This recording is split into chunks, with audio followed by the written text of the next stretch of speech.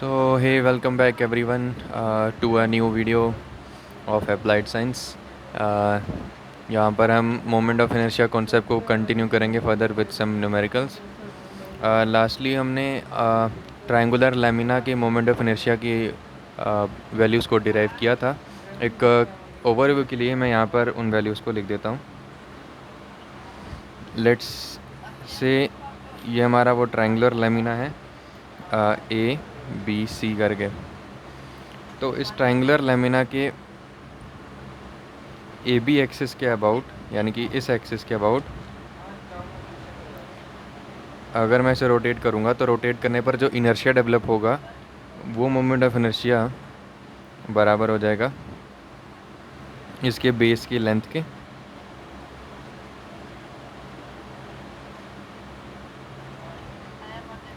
Into इस triangle की height का क्यूब डिवाइडेड बाय 12. लेट से यहाँ पर बेस लेंथ बी है एंड हाइट ट्रायंगल का h है. सो ये फॉर्मूला हो जाएगा बी एच क्यूब बाय 12. और यहीं पर इस ट्रायंगल के सेंट्रॉइड, लेट से यहाँ पर सेंट्रॉइड O है, तो सेंट्रॉइड O के अबाउट मोमेंट ऑफ इनर्शिया हो जाएगा B H cube by 36. Okay, बस सेंट्रॉइड के अबाउट क्या हो जाएगा 1/3 टाइम्स हो जाएगा. यहाँ से हम क्या कॉन्ट्रेरी निकाल सकते हैं कि इस ट्रायंगल के किसी भी साइड के रिस्पेक्ट में जो मोमेंट ऑफ इनर्शिया होगा वो बराबर हो जाएगा डेफिनेटली यहाँ पर 3 times moment of inertia about centroid. यानी कि एक ट्रायंगुलर लेमिना के सेंट्रॉइड के अबाउट जो मोमेंट ऑफ इनर्शिया होता है उसे 3 गुना मोमेंट ऑफ इनर्शिया वो अपनी साइड के अबाउट डेवलप करेगा. यानी कि एक ट्रायंगल को अपनी साइड के अबाउट रोटेट करना ज़्यादा मुश्किल होगा एज़ कम्पेयर टू उसके सेंट्रॉइड के अबाउट उसे रोटेट करना. सो अब इसी चीज़ के ऊपर बेस्ड हम न्यूमेरिकल्स प्रैक्टिस करेंगे. हम कुछ यहाँ पर फिगर्स बनाएंगे, उसके मोमेंट ऑफ इनर्शिया को इवेल्युएट करना होगा. कुछ स्टैंडर्ड रिजल्ट्स जो हमने ऑलरेडी यूज़ किए हैं उसकी हेल्प से हम करेंगे. जैसे कि हमने एक रेक्टेंगुलर शीट का मोमेंट ऑफ इनर्शिया इवेल्युएट मतलब डिराइव किया था प्रीवियस वीडियोस में. तो डायरेक्ट याद रख लेना है कि अगर एक ट्रायंगुलर लेमिना जिसकी साइड लेंथ b और हाइट h है तो उसके बेस लेंथ, सॉरी मैंने साइड लेंथ बोला, बेस लेंथ के जस्ट पैरेलल वाली जो एक्सिस होगी, लेट्स से एक्स एक्सिस है, इसके अबाउट मोमेंट ऑफ इनर्शिया हो जाएगा बी डी क्यूब बाय 12. बस इतना ही याद रखो.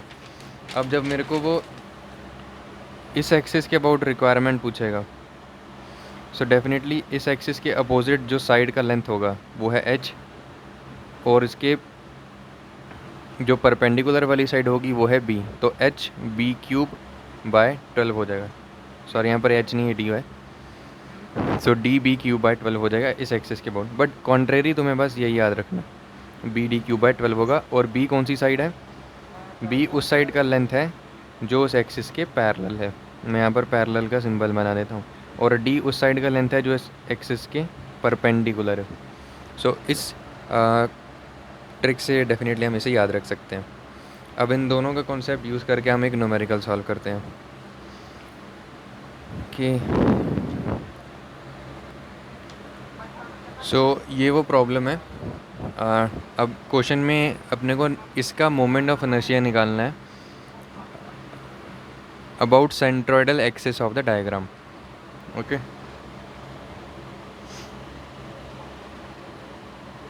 तो यहाँ पर क्वेश्चन क्या है क्लियरली मैं पढ़ देता हूँ एक बार. Defined moment of inertia, find out the moment of inertia of shaded area about the centroidal axis of the diagram.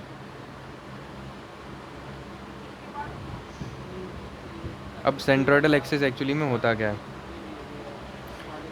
किसी भी ऑब्जेक्ट के ज्योमेट्रिकल सेंटर तो नहीं, वो एक्चुअली में, हाँ यस हम कह सकते हैं ज्योमेट्रिकल सेंटर के थ्रू पास होने वाली जो एक्सिस हैं उनके अबाउट अगर मोमेंट ऑफ इनर्शिया निकालना है तो सेंट्रोइडल एक्सिस की बात की है। यहाँ पर ट्रायंगुलर लेमिना है, उसमें स्क्वायर पोर्शन कट किया तो सेंट्रोइडल एक्सिस तो वही रहेगी। ठीक है,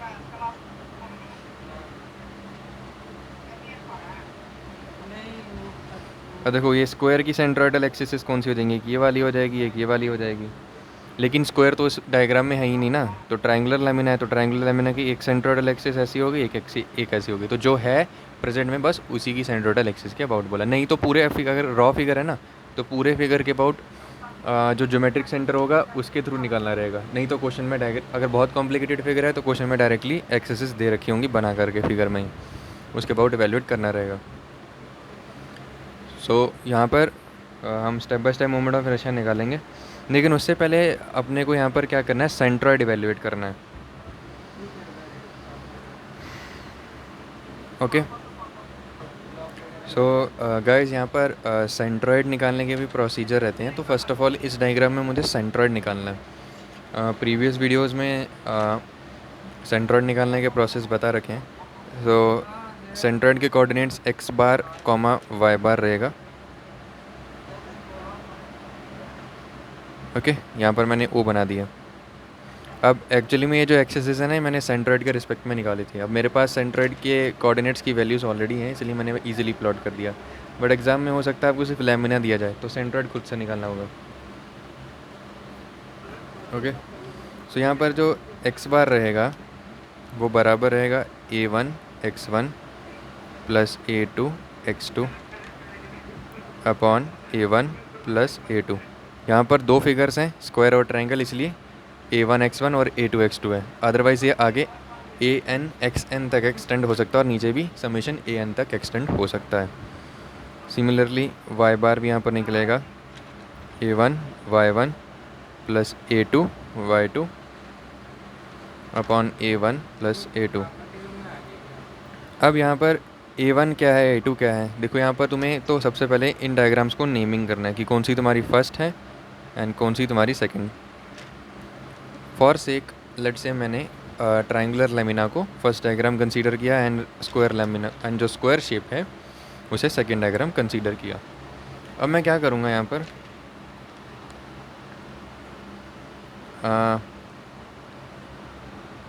ओके जैसे सीक्वेंशियल यहाँ पर हम एक टेबल ड्रॉ करते हैं, इसमें सबसे पहले तो सीरियल नंबर लिखा जाएगा। ठीक है, दो ही सीरियल नंबर्स होंगे क्योंकि दो ही फिगर्स हैं हमारे पास। एंड उसके बाद मैं यहाँ पर एरियाज़ को लिखूँगा, ए आई डाल देते हैं यहाँ पर कोऑर्डिनेट।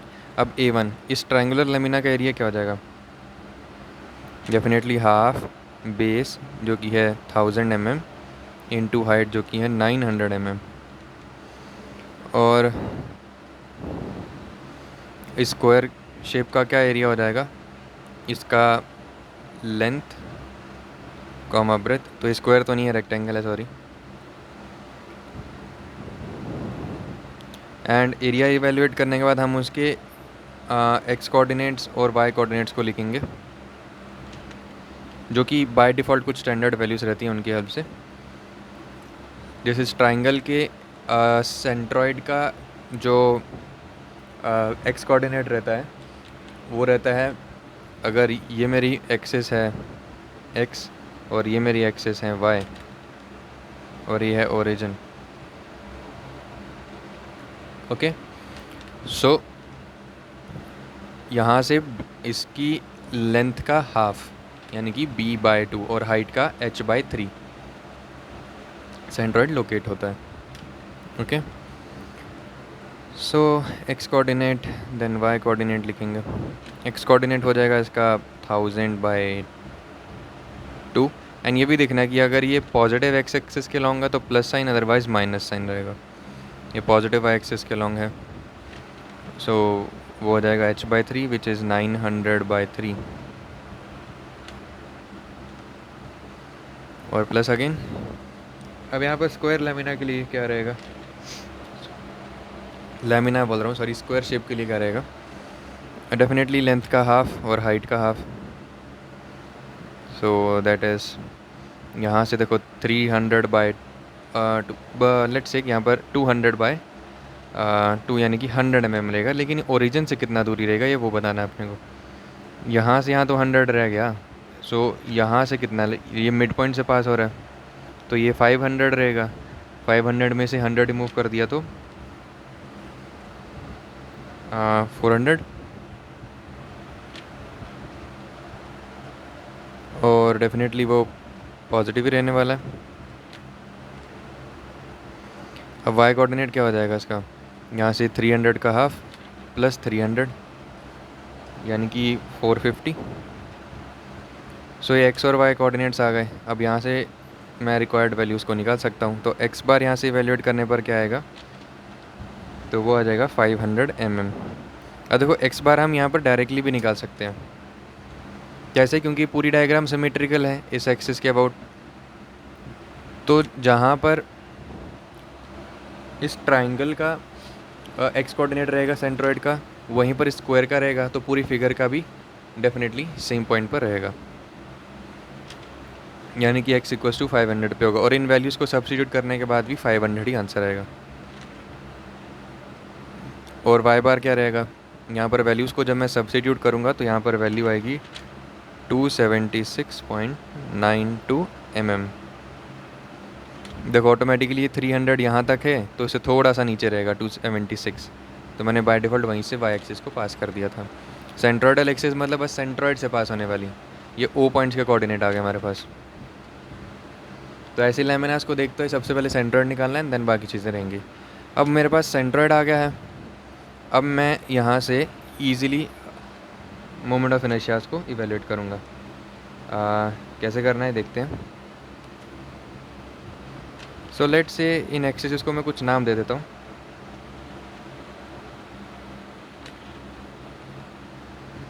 ये है एक्स एक्सिस। सो आई एक्स एक्सिस के अबाउट क्या होगा मोमेंट ऑफ इनर्शियाज का।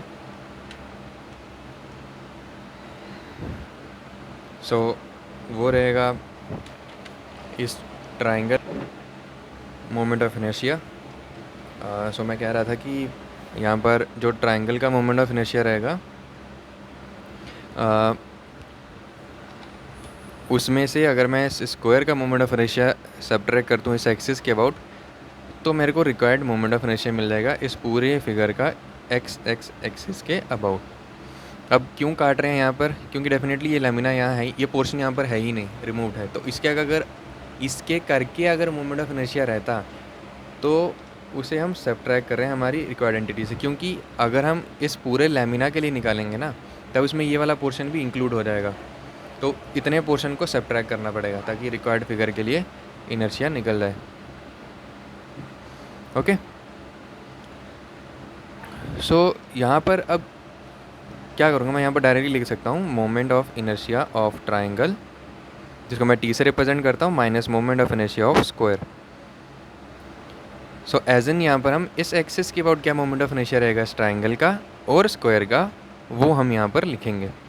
तो डायरेक्टली यहाँ पर मैं ब्रैकेट के बाहर एक्स एक्स लिख देता हूँ ताकि ये क्लियर हो जाए कि किस एक्सिस के अबाउट इसका मोमेंट ऑफ इनर्शिया चाहिए। अब यहाँ पर देखो ट्राइंगल का मोमेंट ऑफ इनर्शिया का फॉर्मूला आपने को पता है, जो कि हमने यहाँ पर ऊपर जस्ट देखा था, राइट। सेंट्रोइडल एक्सिस के वर्ड है BH³/36।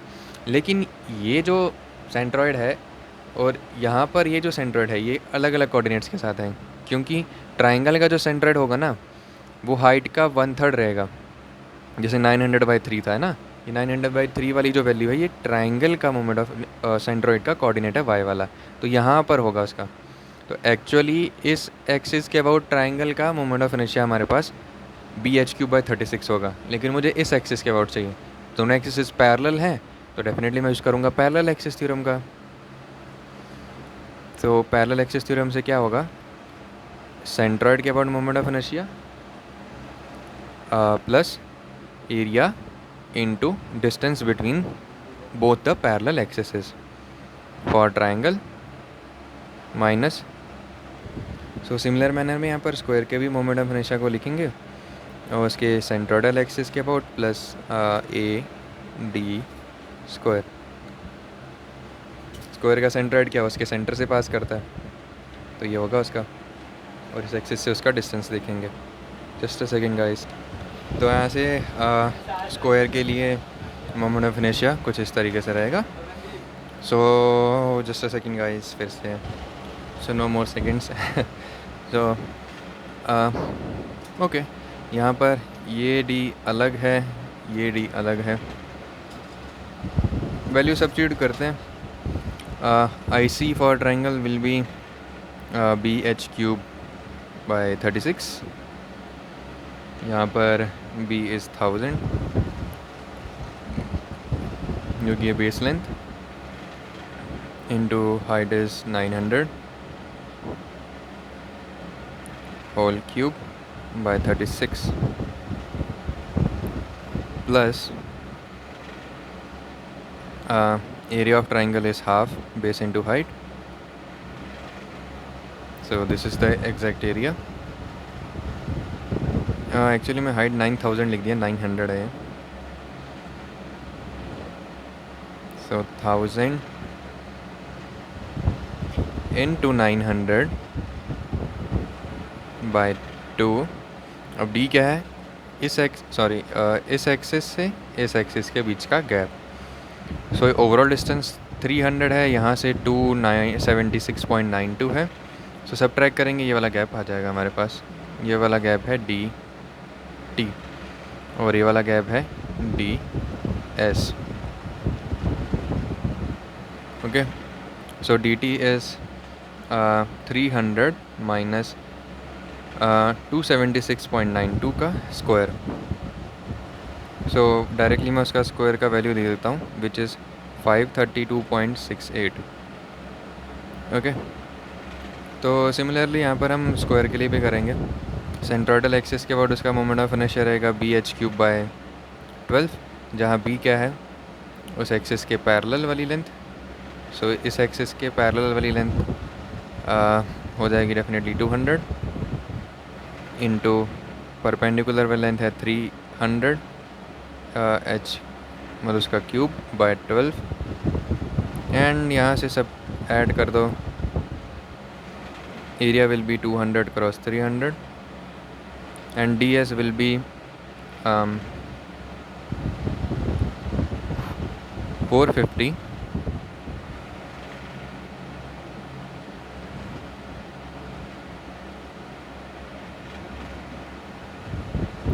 नो एक्चुअली मेरे को डी एस निकालना है। अब यहाँ से यहाँ तक का डिस्टेंस कितना है, यहाँ से यहाँ तक का डिस्टेंस है डेफिनेटली डी टी प्लस, क्योंकि इसका सेंटर्ड है, सो 300 बाई 2 150, यानी कि डी टी प्लस 150 रहेगा।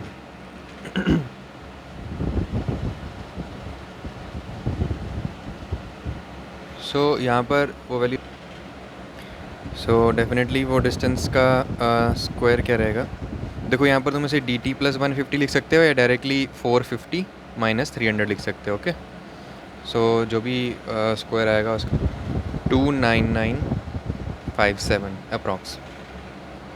सो after calculating all the stuff we will get our required answer. So वो कैलकुलेशंस हम डेफिनेटली कैलकुलेटर की हेल्प से करेंगे। So the answer will be 1.824 into 10 to the power 10, right, कुछ इस तरीके से रहेगा।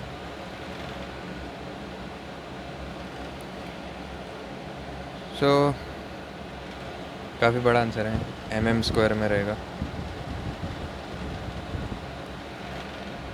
Sorry mm to the power 4 में रहेगा, स्क्वायर नहीं।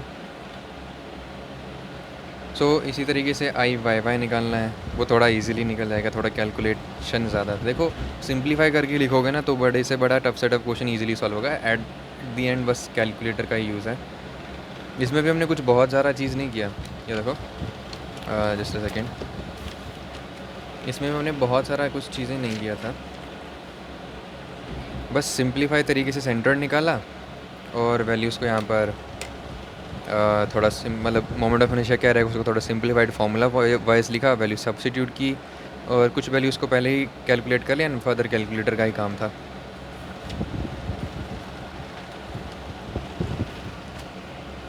सो डेफिनेटली यहाँ पर अब आई वाई वाई निकालना है, तो आई वाई वाई तो ईजिली निकलेगा। कैसे निकलेगा देखो, हम जानते हैं जो वाई वाई एक्सिस थी हमारी एक्स एक्स एक्सिस के परपेंडिकुलर थी। अब वो जो वाई वाई एक्सिस है वो पास करी है स्क्वायर के सेंटर, सॉरी रेक्टेंगल के सेंट्रोइड से भी और ट्राइंगल के सेंट्रोइड से भी। तो डायरेक्टली क्या है, उनके सेंट्रोइडल एक्सिस से पास होने वाला मोमेंट ऑफ इनर्शिया ही उस एक्सिस के अबाउट का मोमेंट ऑफ इनर्शिया है।